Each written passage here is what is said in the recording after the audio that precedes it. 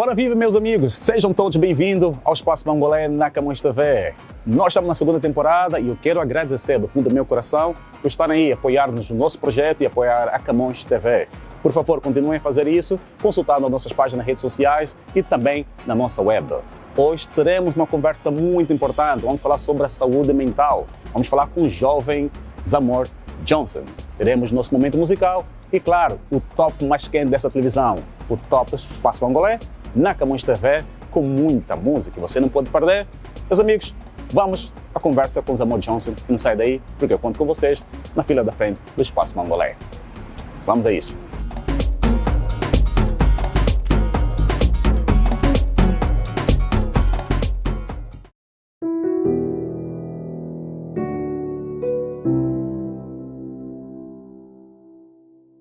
Os reflexos da saúde mental na comunidade masculina negra no Canadá. A maior parte das pessoas, quando ouvem falar em saúde mental, pensam em doença mental. Mas a saúde mental implica muito mais que a ausência de doenças mentais. Há um movimento crescente que reivindica o reconhecimento do preconceito e da discriminação racial como importantes causadores de problemas psíquicos.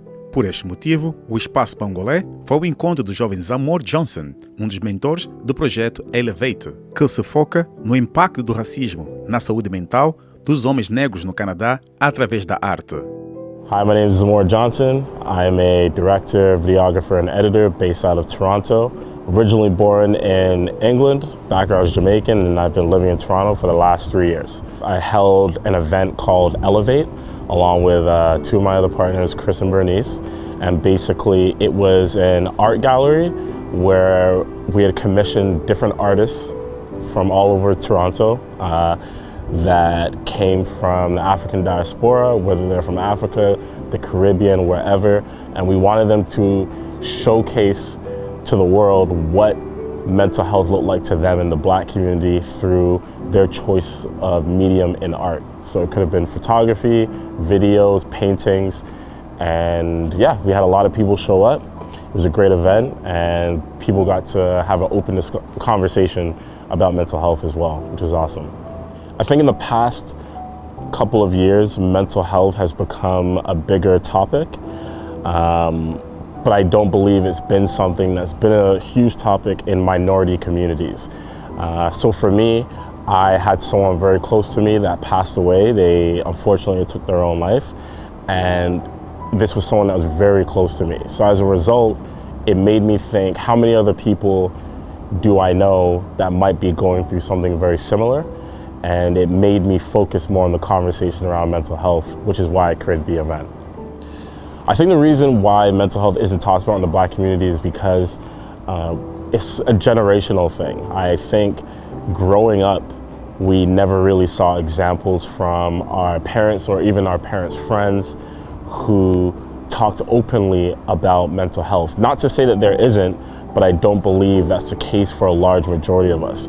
So naturally, growing up, if I never had examples of that, it's very easy for me to fall into the same mindset and never talk about it myself. And for that reason, I do think it's something that there's a little bit of shame, there's a little bit of stigma that comes with it, but it's something that I want to change. I believe that mental health in general, regardless of where you were born, if you were born here domestically or you're an immigrant, is something that everyone has problems talking about. But I do believe that immigrants have a much harder time. And the reason for that is because for example, immigrant parents don't necessarily have the time to worry about things like their own mental health because they're too concerned with trying to start a family, provide for their family, and they have to get to work right away. So unfortunately, a lot of immigrants are going through their own mental health battles and issues. They just don't necessarily have the time to even deal with it, and it creates an effect, a ripple effect with their children and vice versa, right? So I think it's easier for people who live in Canada already to start having that discussion, but at the end of the day, it's hard for everyone to begin with. So in terms of the Black community, mental health, and law enforcement, I don't necessarily believe that they have enough training to be able to deal with people in those communities.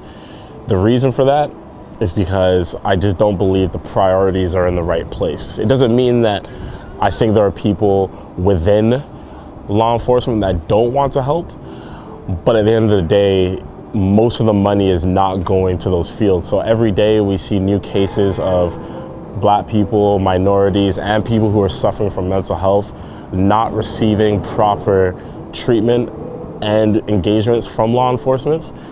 So at the end of the day, I think it's going to be a problem for a long time unless, the money is put in the right place to provide the proper training to fix these issues. In terms of resources in the Black community for mental health, I don't believe that there is enough at the current moment.